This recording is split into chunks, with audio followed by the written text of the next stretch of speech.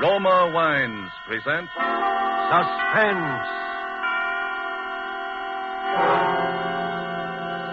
Roma Wines, made in California for enjoyment throughout the world. Salud. Your health, senor. Roma Wines toast the world. The wine for your table is Roma Wine, made in California for enjoyment throughout the world.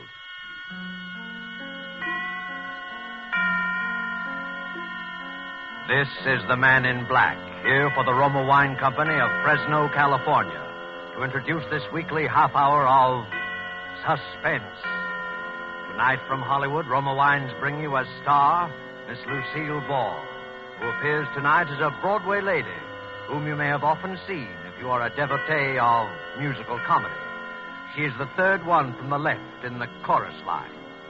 And so with this little lady's narrative about the 10 grand, and with the performance of Lucille Ball as Miss Gigi Lewis, we again hope to keep you in suspense.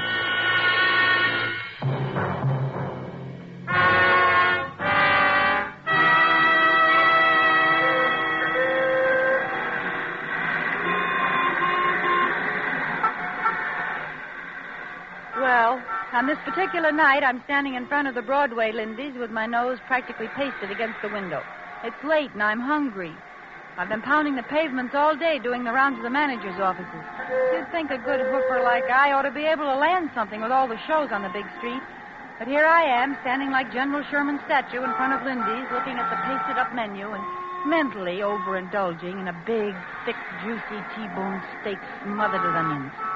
That comfortable crowd inside there can toy politely with their chicken sandwiches and their shrimp cocktails for all I care. Just give me a T-bone smothered with onions. Here I am with 5 cents in my handbag, literally. Enough for the ride home in the subway, no extra charge for the empty stomach. Well, anyway, I can take my shoes off when I get in the subway. I turn around and give Lindy's one last sorrowful gander and then make for the subway entrance.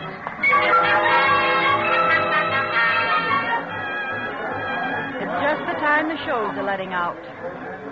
Plenty of people from the taxi set are taking the subway home these nights, being short on tires and gas.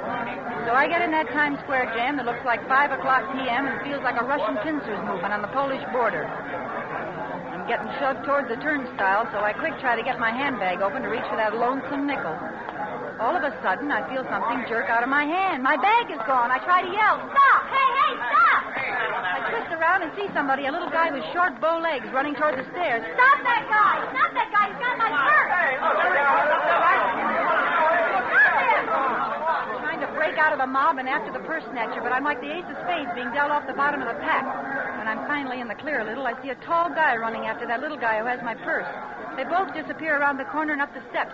There's plenty of commotion in the crowd. You'd think there was $1 million in my handbag for all the fuss they're making. But I don't stop to think about anything except that I lost my fare home. I take out after the tall guy. When I get to the foot of the stairs, the tall guy's coming down again. And he's got my bag in his hand. He's smiling a big, wide smile at me, and I'm gazing gratefully up into his big brown eyes and noticing the way his hairline ain't receding any. Just the guy to go around rescuing ladies in distress. Regular Sir Galahad or somebody. Is this yours, miss? Yeah. Gee, how can I ever thank you? Think nothing of it. Here you are. What about the guy, the thief? Oh, there was a cop on the street. He'll take care of him. What about you? You're all right, aren't you? Oh, sure, I'm all right. You look kind of pale. I guess it would have been pretty tough to lose your purse that way, especially this late at night. Oh, I don't know why you bothered, really. Nothing but a nickel in it, anyway. I don't carry much with me when I'm out at night. A nickel will get you home. He's smiling at me again, and my heart's saying, "Oh, brother." We both start towards the mob at the turnstile, and I'm busy hoping he's going my way so we can sort of get better acquainted, you know. Well, good night. Hang on to that pocketbook now. Well, aren't you, Well, good night. I'm caught in that mob at the turnstile again, and the train's coming in. Somehow, the way you do in crowds, I lose sight of them. And I gotta concentrate on digging out that nickel to put in the slot. I open up my bag and find the nickel all right, and then my heart almost stops.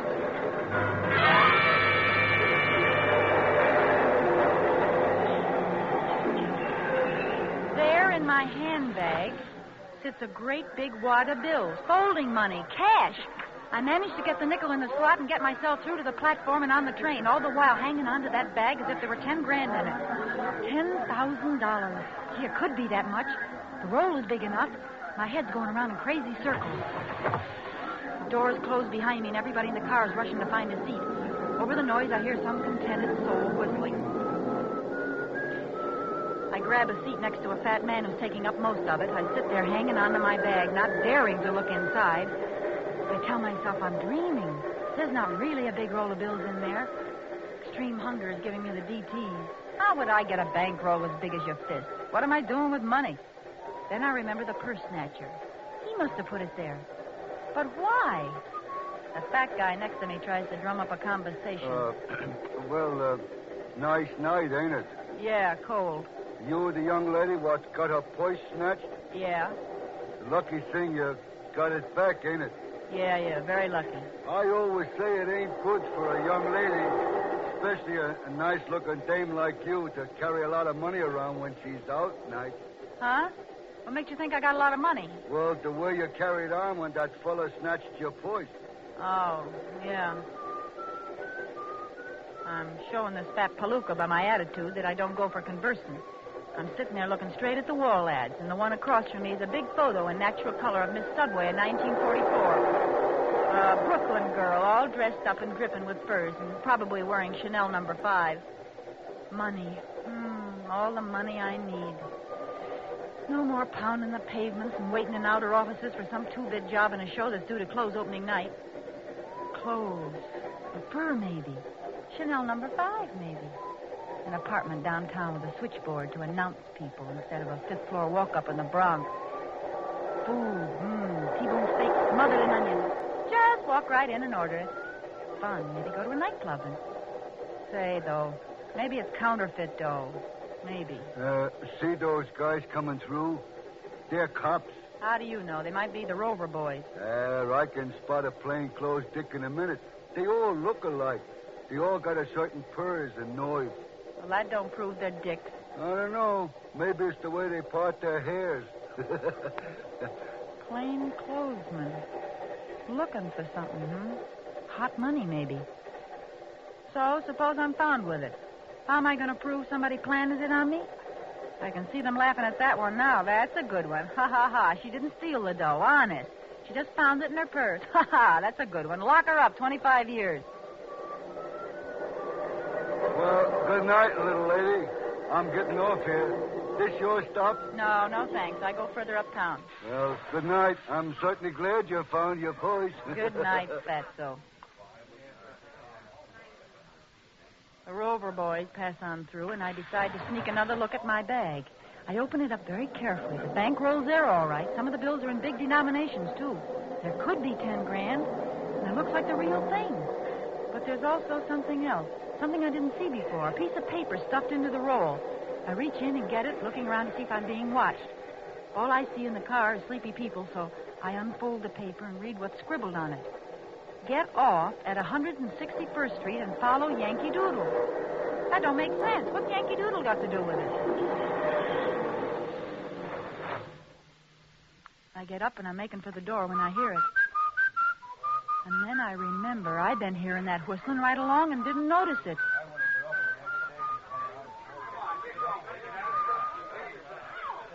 I back into the first empty seat and prepare to do some thinking. Somebody in this car wants that bankroll again. Could it be Sir Galahad? I just can't bear to think of him as a criminal type, but he was awful quick to go chasing after my purse. And he could have been in this car all along without me seeing him. I try to get a quick look around, but there's people in the aisles.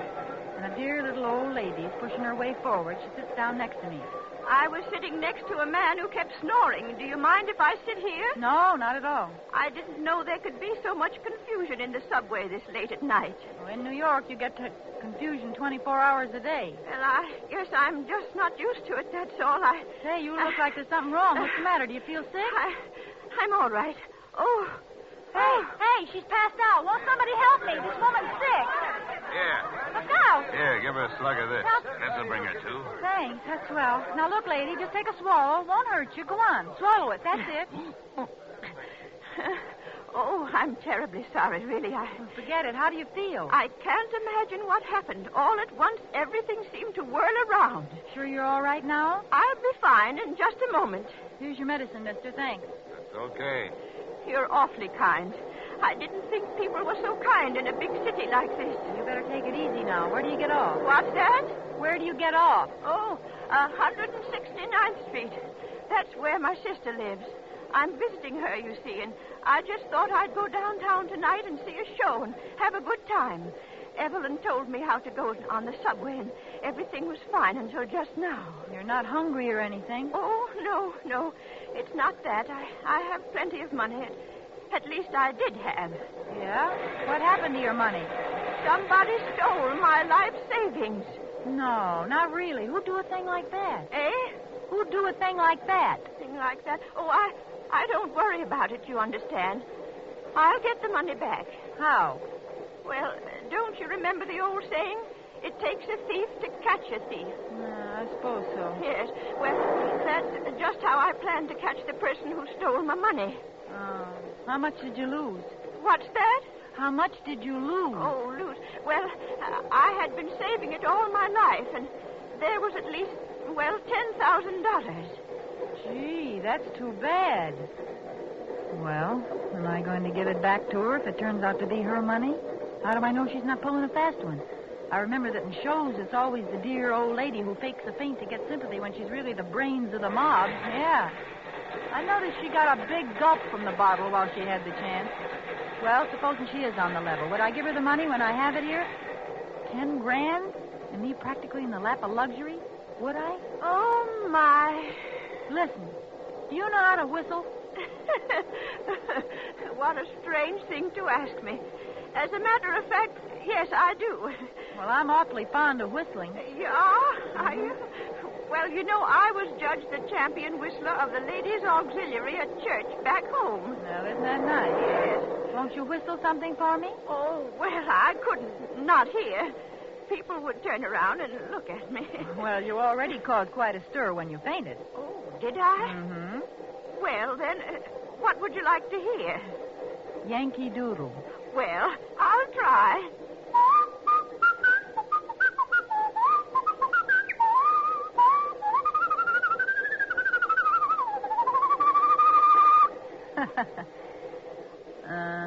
That's fine. But I guess it doesn't prove anything. I beg your pardon? I meant, how was it you say you lost all that money? Oh, the money. Why, the bank teller back home just ran off with the savings of practically everybody in town. Oh, it happened back home, huh? When? Well, now, let me see. Why, it must have been 5... No. It was just about 6 years ago. Oh. Yes, and why do you ask me? Well, I just thought maybe you, I thought you might have just lost it tonight the way you talked. Well, I hope I didn't alarm you, but I just keep knowing I'm going to get that money back someday. Yeah, I'm sure you will. Oh, listen. Somebody else is whistling Yankee Doodle now. That's very fine whistling, too. Isn't it, though? Yes.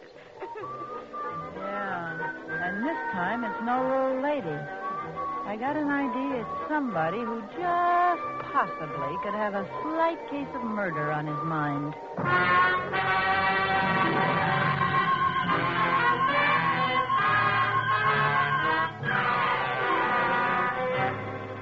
Tonight, for suspense, Roma Wines bring you as star Miss Lucille Ball, whom you have heard in the first act of The 10 Grand by Virginia Radcliffe. Tonight's adventure in suspense.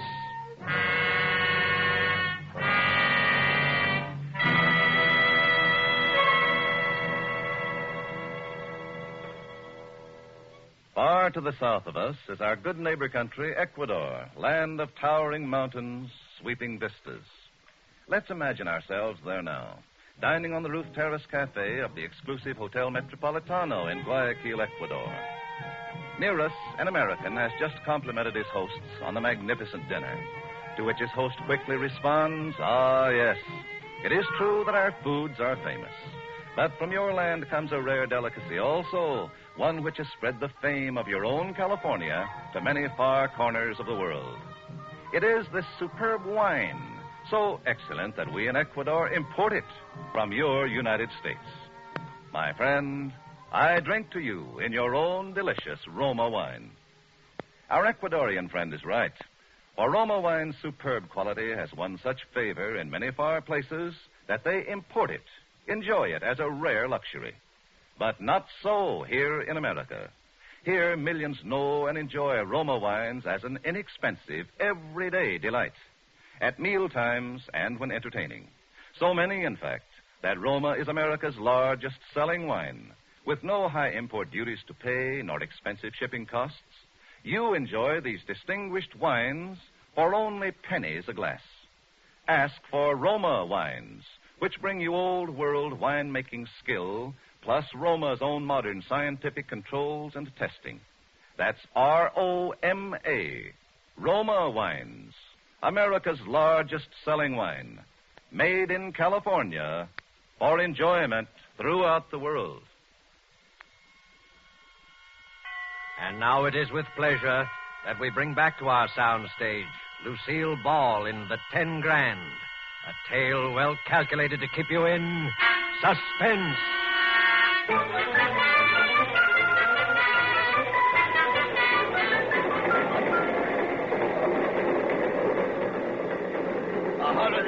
Street. 161st Street. Well, this is it.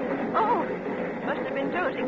Is this your station? Yeah, and the next stop is yours. Don't fall asleep and miss it now. Well, I won't. You've been very kind. I do want to thank you. Don't think nothing of it. Well, good night. Good night, my dear. Now be careful crossing the street. Sure, don't worry. I'll be plenty careful. I get off the train. Stand for a minute on the platform looking around. I don't see Sir Galahad, but he could have gone through to another car and come out down the line. Several guys are on the platform, and they all hurry up the steps of the street. I go up, too. I look ahead at the block I have to travel. Then I hear it again, from the darkness of the street. I can't tell exactly where it's coming from, but I'm standing in the light, and whoever's after me has a pretty perfect target. I walk away, hugging my purse and shaking like 6 hangovers. I tell myself that pretty soon Yankee Doodle will grab me and take the money. Any second now. He wouldn't need to kill me. I haven't seen him, so I can't identify him. He could just take the money and leave. But suppose he enjoys killing people.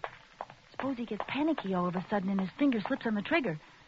Suppose he's a maniac. I think about screaming, but nobody's hear me in time because screaming probably makes Yankee Doodle's trigger finger tremble. But why doesn't he do something? Why doesn't he take the money away from me and get it over with? Does he want me to offer it to him on a gold platter? Not Gigi. She's got a T-bone steak smothered in onions waiting for her if she ever gets out of this in one piece. But now I'm getting toward the next corner, and there's a dim street lamp on the other side. I see him. That's strange. He's been walking ahead of me all this time. Then I hear something else. Footsteps. Somebody behind me. I listen. That doesn't sound like the tread of somebody hurrying home to the little woman. That's the steady tread of somebody trailing somebody. I don't know how I know it, but I know it. There's Yankee Doodle up ahead, but here's also somebody behind me I don't like just by instinct. I'm sandwiched. I'm the ham between 2 slices of rye. Now listen again. He's getting closer. By the time I reach the corner, he'll catch up with me. I try walking faster. He's walking faster, too. I turn around. I can see his dark shape behind me with a distant street lamp back of him. Then I see something else. Back away, across the street, is another man, walking fast. Now I got 3 of them. I'm in a triple-decker sandwich now. I want to scream. I want to yell help. But my heart's got all mixed up in my larynx somehow, and I know I'd never be able to project my voice past the next crack on the sidewalk. They're catching up to me fast. If this is the end, sister, this is it. I'm already imagining the cold steel on my back, and then...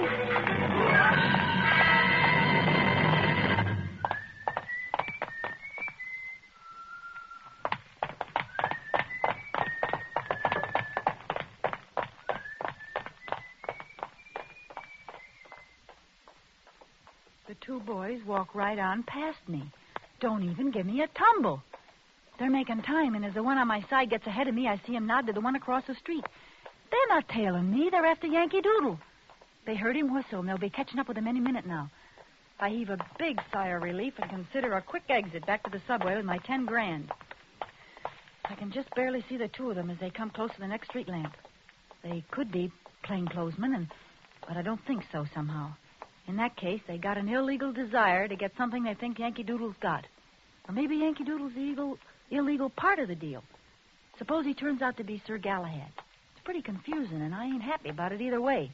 But something, I don't know what, makes me take after the two Rover boys instead of going my own way while I got the chance. I look up ahead. Yankee Doodle's a block away now, and he stops for a second under a streetlight. He's listening. I can tell that, even though he's too far away for me to tell if he's Sir Galahad. Then quickly he disappears into the shadows again. I'm trying to keep my heels from clicking too loud, but they sound like drum beats, so I take my shoes off quick. The Rover boys are up on the corner now, but I'm making it by the time they're halfway down the next block. The street lamp must have burned out along here because it's blacker than a Schiaparelli dinner dress. If only a police car would come by or something. Maybe Winchell would be cruising with the boys, yeah, and then he'd give me a plug in his column, and it'd be easy for me to get a job. Oh, what am I thinking about things like that for now? Besides, there ain't a car on the street. There hasn't been one since I got off the subway. Suddenly, out of the blackness, a hand grabs my arm. Another covers my mouth. Be quiet. Don't scream. It's me. Here, let's get down on the stairway where they can't see us against the light. Now. You didn't need to choke me. They'll come back this way in a minute. As soon as they found out they'd lost me. How'd you get here? I thought you was way ahead of them. I was. I ducked in here and let them pass. Are you with me? Why should I be? It's my life or theirs. So what? I got your purse back for you. Yeah, Sir Galahad. You got my money. It could be their money. Yes, but it isn't. Wait, they're coming back. I got an idea. I'll step out and say something, and you... All right. Get up there quick. They're coming. Well, hiya, boys. Fancy seeing you here. Nice night, ain't it? Never mind, sister. We ain't got time to chat. Well, you needn't blind me with that flashlight. I just wanted to pass the time of day. Well, it ain't that time of day, so step aside and let... Hey, let go. Hey, he was trying to get up. Let's make sure they're really out. Are you kidding? They're both out farther than the 12-mile limit. Then let's get away from here fast. Come on. Wait a minute. What's the matter? You don't want to be picked up around here, do you? Well, I got to put my shoes on first, don't I? Say, do you know I broke my heel on that heel?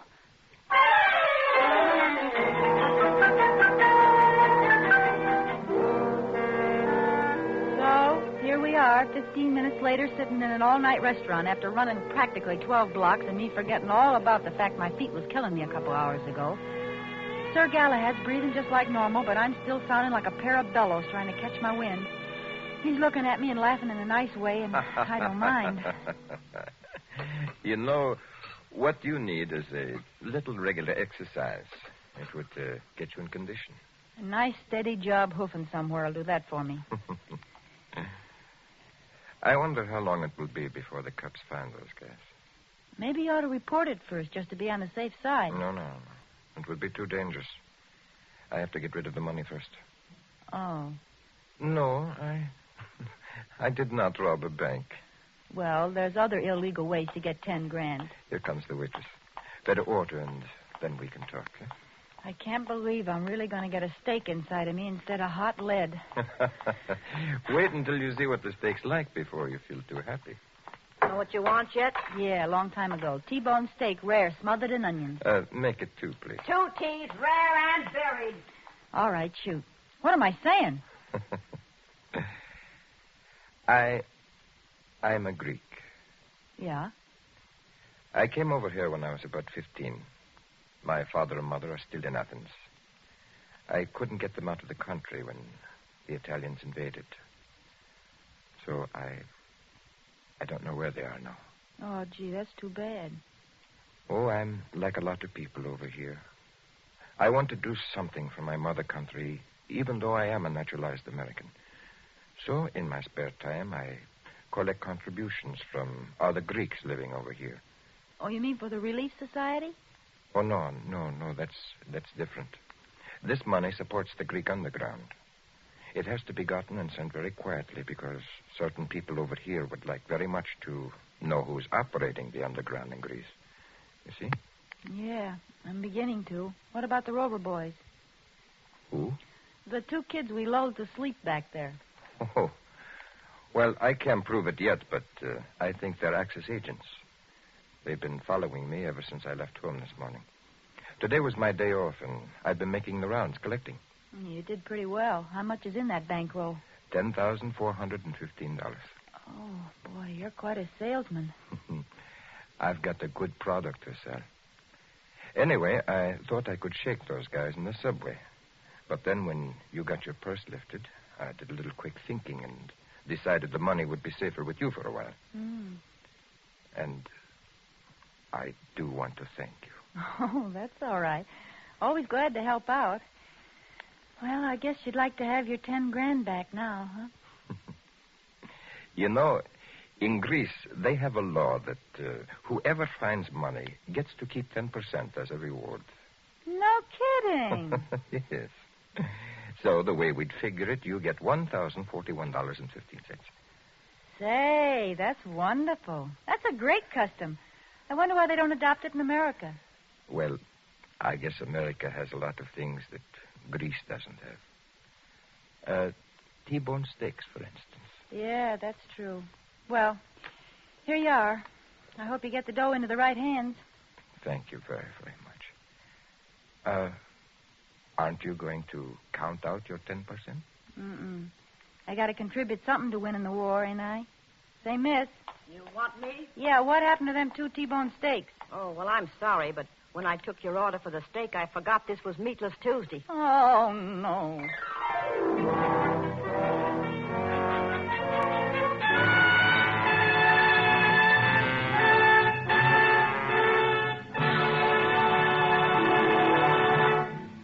And so closes the $10,000 starring Lucille Ball. Tonight's tale of Suspense.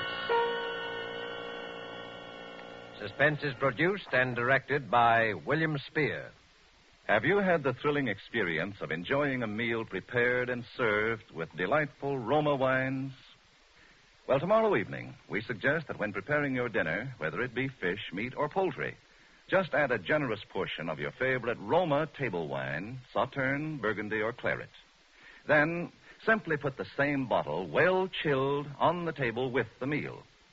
You'll be in for a new experience in just how good even the simplest everyday foods can be when prepared and also served with superbly flavored Roma wines. Don't put off discovering how much these delicious and inexpensive Roma wines can add to the pleasure of everyday living. Remember, thousands make Roma wines their daily standby for greater enjoyment at a cost of only pennies a glass.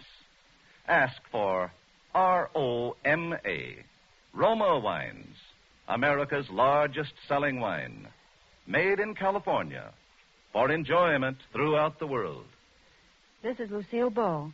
I always enjoy my appearances on Suspense, and tonight I'm particularly proud because Mr. Spear has just counted up, and he says that tonight I said more words per minute than any actress he has ever had on the show. Well, here's just a few more, and I hope you will give heed to them. Don't let tomorrow go by without buying an extra war bond. Lucille Ball appeared tonight through the courtesy of Metro-Goldwyn-Mayer, producers at the White Cliffs of Dover. Next Thursday, same time, we will present the best-selling novel, The Walls Came Tumbling Down, and Mr. Keenan Wynn will be your star of Suspense. Presented by Roma Wines, R-O-M-A, made in California for enjoyment throughout the world.